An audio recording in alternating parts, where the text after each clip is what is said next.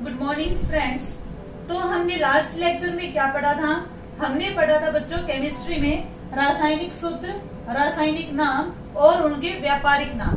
तो देखिए, अगर हम देखें HSSC के अकॉर्डिंग तो ये चैप्टर आपके लिए काफी इंपॉर्टेंट है।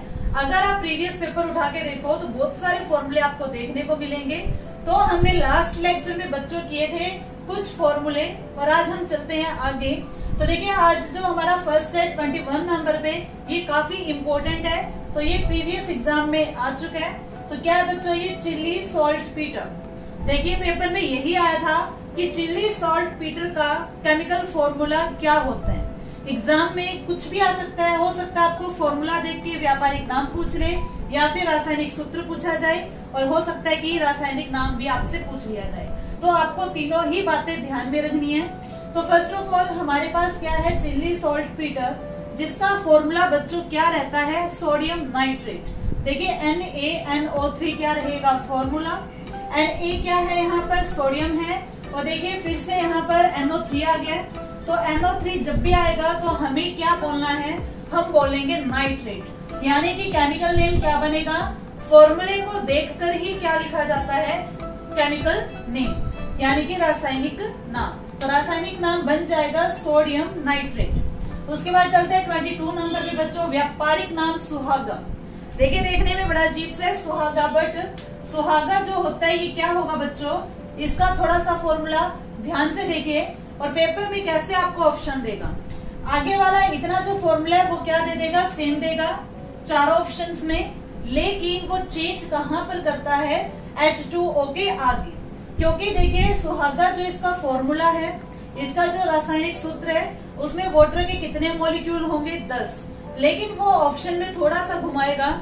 एक ऑप्शन में देगा 5, फिर देगा 15 और फिर देगा 20। तो हम कंफ्यूज हो जाएंगे कि वाटर के कितने मॉलिक्यूल जो हैं सुहागा में होते हैं। तो ध्यान रखना है 10 मॉलिक्यूल। तो फॉर्मूला क्या है बच्चों? Na2। Na क्या था? सोडियम था। B होता है बोरोन। B की कितनी है? 4। ऑक्सीजन लेने हैं 7, और यहाँ पर पानी के मॉलिक्यूल कितने हैं? 10। तो बात करें इसका केमिकल नेम तो बहुत छोटा सा रहेगा, बोरेक्स। तो बोरेक्स का रासायनिक सूत्र क्या होता है? वेरी इंपॉर्टेंट है बच्चों ये फॉर्मूला। उसके बाद चलते हैं बच्चों, लाल दवा। सुना होगा आपने, लाल दवा पानी में डाली जाती है, फिटकरी भी डाली जाती है पानी को शुद्ध करने के लिए। तो लाल दवा बच्चों क्या रहेगा फॉर्मूला? KMnO4। अब यहाँ पर K क्या है? पोटेशियम है, Mn मैंगनीज, O ऑक्सीजन। तो फॉर्मूला हमारे पास बनेगा पोटेशियम पर मैंगनेट। ऑक्सीजन के साथ जब भी 4 होता है बच्चों, ऑक्सीजन के साथ जब भी 4 लगा होता है तो उसे हम बोलते हैं पर, और मैंगनीज है तो क्या बोलेंगे? मैंगनेट। यानी कि फॉर्मूला जो है KMnO4, केमिकल नेम पोटेशियम पर मैंगनेट। उसके बाद चलते हैं बच्चों, विरंजक चूर्ण, जो कि इंपॉर्टेंट है, जिसे हम बोलते हैं ब्लीचिंग पाउडर। ये सैलून में यूज किया जाता है फॉर ब्लीचिंग। और विरंजक चूर्ण या ब्लीचिंग पाउडर, इसका क्या है बच्चों? व्यापारिक नाम। फॉर्मूला देखें तो क्या होगा? Ca। अब Ca क्या है? Calcium, OCl2।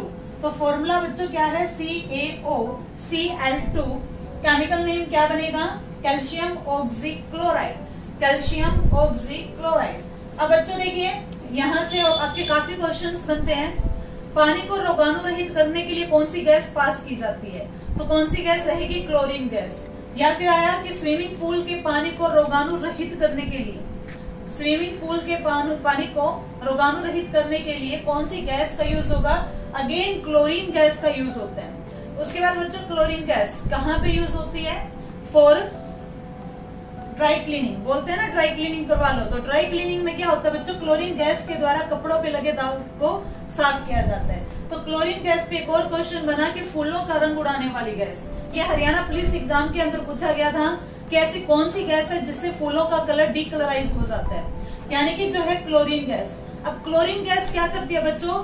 कलर को थोड़ा कम कर देती है, शेड को बिल्कुल लाइट बना देती है। इसीलिए इसको हम ड्राई क्लीनिंग वगैरह में भी यूज करते हैं। देखिए बच्चों, नेक्स्ट है गैलेना। तो पेपर में गैलेना जो है वो ASF के चैप्टर में भी आता है कि गैलेना से हमें कौन सी धातु मिलती है। तो गैलेना बच्चों व्यापारिक नाम है, फॉर्मूला रहेगा PbS। अब देखिए यहाँ पर है 2 एलिमेंट, 2 तत्वों का यहाँ प्रयोग हुआ Pb। पीबी होता है लेड, लेड होता है शीशा। उसके बाद है एस, एस क्या बच्चों सल्फर। आपको ये भी पता होना चाहिए कि जो लेड है बच्चों, लेड क्या है धातु और सल्फर क्या है अधातु। वैसे तो एग्जाम में आता है कि गैलेना से हमें कौन सी धातु मिलती है, धातु का नाम आता है तो हम बताएंगे लेड मिलती है। लेकिन अगर एग्जाम में आएगी हमें कौन सी अधातु मिलती है तो अधातु क्या रहेगी सल्फर। तो PbS क्या है बच्चों गैलेना का क्या है फॉर्मूला। केमिकल नेम बनाएंगे तो क्या बनेगा, Pb होता है लेड, S होता है सल्फर, सल्फर जुड़ने के बाद बनाता है सल्फाइड, तो फॉर्मूला क्या बना लेड सल्फाइड। उसके बाद चलते हैं बच्चों बॉक्साइट, वेरी वेरी इंपॉर्टेंट है, ये भी सारे ही फॉर्मूले आपके इंपॉर्टेंट हैं। बॉक्साइट की बात करें तो बॉक्साइट से बच्चों हमें मिलता है एल्यूमिनियम। पेपर में आता है ये कि बॉक्साइट से हमें कौन सी धातु मिलती है, तो बॉक्साइट से हमें मिलता है एल्यूमिनियम। तो फॉर्मूला क्या रहेगा Al2O3.2H2O। तो इसका नाम क्या रहेगा, इसका नाम बच्चों आपको क्या करना है एच डी सी करना है, या बोल सकते हो एल्यूमिनियम ऑक्साइड। ठीक है, यहाँ पर आप राइट कर सकते हो इसका chemical name aluminium oxide. Otherwise बच्चों इसे हम मोस्टली क्या बोलते हैं, केमिकल नेम में भी बॉक्साइट ही बोला जाता है। उसके बाद चलिए अगर हम सिलिका पे, तो सिलिका बच्चों एक तरीके से रेत को कहा जाता है, क्योंकि रेत में सिलिकॉन की मात्रा सबसे अधिक होती है। तो सिलिका बच्चों क्या होगा SiO2, सिलिका होगा SiO2, यानी कि सिलिकॉन दो से यहाँ बनेगा डाई और ऑक्सीजन ऐड हुआ तो क्या रहेगा oxide, it means silicon dioxide. उसके बाद चलते हैं बच्चों मार्स गैस, या फिर हम बोलेंगे ईंधन गैस, या फिर इसे बोलते हैं भविष्य का ईंधन। आजकल क्या बच्चों देखिए पेट्रोल वगैरह लिमिटेड अमाउंट में है, जिस तरीके से हम यूज करते जा रहे हैं एक दिन ऐसा आएगा कि पेट्रोल वगैरह खत्म हो जाएंगे, तो व्हीकल चलाने के लिए हम किसका यूज करेंगे, हाइड्रोजन को। तो हाइड्रोजन गैस को तो बोलते हैं भविष्य का ईंधन, लेकिन ईंधन गैस और मार्स गैस हम किसे बोलेंगे, मीथेन को। ध्यान रखें मार्स गैस या ईंधन गैस आता है या फिर बायोगैस आ जाती है तो क्या रहेगा CH4, फॉर्मूला ध्यान रखें CH4 क्या होगा मीथेन होगा। ये बायोगैस प्लांट में भी ऑब्टेन की जाती है बच्चों। ये नेक्स्ट हमारे पास है व्यापारिक नाम सोडा ऐश। सोडा ऐश बच्चों व्यापारिक नाम है, केमिकल नेम क्या रहेगा सोडियम कार्बोनेट।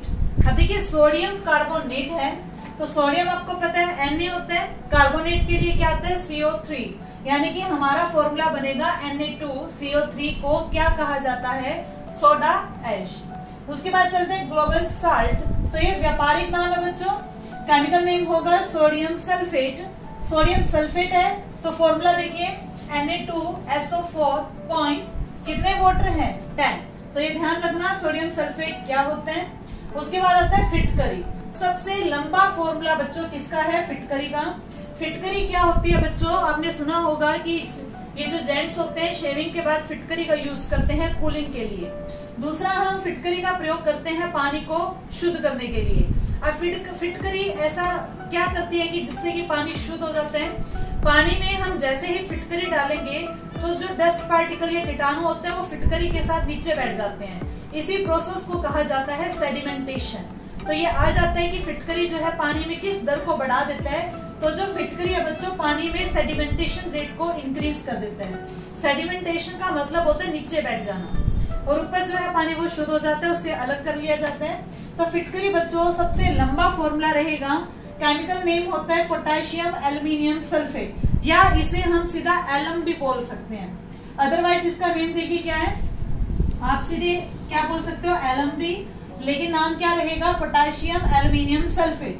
पोटेशियम के लिए आएगा K2SO4, एल्यूमिनियम के लिए आएगा Al2SO4 की थ्राइस, और 2 यहाँ पर वाटर कितने हैं 24। तो फॉर्मूला ध्यान रखना काफी लेंथी है इसका। उसके बाद चलते हैं कास्टिक पोटाश, जिसे हम बोलते हैं पोटाशियम हाइड्रोक्साइड। पोटेशियम क्या होगा K, हाइड्रोक्साइड के लिए क्या आ जाएगा OH, यानी कि कास्टिक पोटाश क्या बन जाएगा KOH। उसके बाद चलते हैं बच्चों नेक्स्ट है शोरा, जिसे हम बोलते हैं पोटेशियम नाइट्रेट। पोटेशियम नाइट्रेट है तो क्या बनेगा फॉर्मूला KNO3। उसके बाद आता है हाइड्रोलिथ। हाइड्रोलिथ बच्चों व्यापारिक नाम है, हाइड्रोलिथ क्या होता है कैल्शियम हाइड्रोक्साइड, यानी कि क्या बनेगा CaH2। उसके बाद है नौसादर, जो कि क्या है व्यापारिक नाम, इसे हम बोलते हैं अमोनियम क्लोराइड, जो कि होगा NH4Cl। उसके बाद है नमक का अम्ल। अब ये देखिए नमक का अम्ल किसे कहा जाता है, हाइड्रोक्लोरिक अम्ल को, जो कि क्या रहता है HCl। नंबर 37 की बात करें तो शोरे का अम्ल जिसे हम बोलते हैं नाइट्रिक अम्ल, तो क्या आ जाएगा HNO3। देखिए बच्चों नेक्स्ट है अम्ल राज जिसे हम बोलते हैं एक्वारीजिया। ये भी काफी इंपॉर्टेंट है। एक्वारीजिया किस किस एसिड का कॉम्बिनेशन है, कॉम्बिनेशन रहेगा बच्चों नाइट्रिक अम्ल प्लस में हाइड्रोक्लोरिक अम्ल। It means HNO3 plus HCl का क्या होता है रेशो। अगर हम बात करें पेपर में आ जाए कि एक्वारीजिया में HNO3 और HCl का अनुपात कितना होता है, तो ये अनुपात बच्चों रहेगा 1:3 का। उसके बाद चलते हैं हमारे पास है कैरामल। कैरामल क्या होता है, मर्क्यूरिक क्लोराइड यानी कि Hg2Cl2। उसके बाद है बच्चों अल्कोहल। अल्कोहल बच्चों व्यापारिक नाम है जिसे हम बोलते हैं शराब। तो अल्कोहल आपने देखी होगी अलग अलग आती है, लाइक वाइन। वाइन भी दो तरह की होती है, red wine, white wine. Red wine किससे बनती है बच्चों, अंगूर के छिलके से। व्हाइट वाइन बनती है छिलके को उतारकर। बियर, विस्की, वोडका, ब्रांडी जो भी आपने देखी होगी बहुत सारी, ये सब क्या होती है अल्कोहल के टाइप्स होते हैं। अल्कोहल बच्चों केमिकल फॉर्मूला क्या रहेगा, इथाइल अल्कोहल या फिर इसे हम बोलते हैं इथेनॉल। ध्यान रखें ये दोनों ही एक ही बात है, इथेनॉल। और इथ में कार्बन कितने होते हैं, 2 होते हैं, तो यहाँ पर क्या होगा C2H5OH यानी कि क्या बनेगा इथेनॉल। उसके बाद चलिए बच्चों वुड स्पिरिट की। वुड स्पिरिट को हम बोलते हैं जहरीली शराब। तो जहरीली शराब क्या होगी, मिथाइल अल्कोहल। तो मिथाइल अल्कोहल मिथ में कितने कार्बन होते हैं, 1, तो यहाँ क्या होगा CH3OH। एक बात और बच्चों, जो ये जहरीली शराब है ये जहरीली क्यों होती है, अगर कोई इसकी थोड़ी भी अमाउंट लेता है तो वो मर सकता है। शराब का वैसे तो फैक्ट्रियों में यूज होता है, इंडस्ट्री में, लेकिन वहां पर काम करने वाले लोग क्या करते हैं, पीने के पर्पज से इसे यूज करना स्टार्ट कर देते हैं। तो इस चीज को रोकने के लिए गवर्नमेंट क्या करती है, इस शराब के अंदर पायरेडिन या फिर जहरीले सब्सटेंस मिला देती है ताकि इसे कोई पीने के लिए मिसयूज ना कर सके। ठीक है, तो इसलिए इसका नाम होता है जहरीली शराब। उसके बाद आता है बच्चों फ्रीऑन। फ्रीऑन आजकल एसी वगैरह में यूज होती है क्योंकि इसमें पहले एसी में क्लोरोफ्लोरोकार्बन गैस रिलीज होती थी जिससे कि ओजोन परत को काफी नुकसान होता था, लेकिन आजकल किस गैस का यूज होता है, फ्रीऑन का। तो फ्रीऑन बच्चों क्या है, डाइफ्लोरोकार्बन। It means CF2Cl2। उसके बाद चलते हैं नेक्स्ट है यूरिया।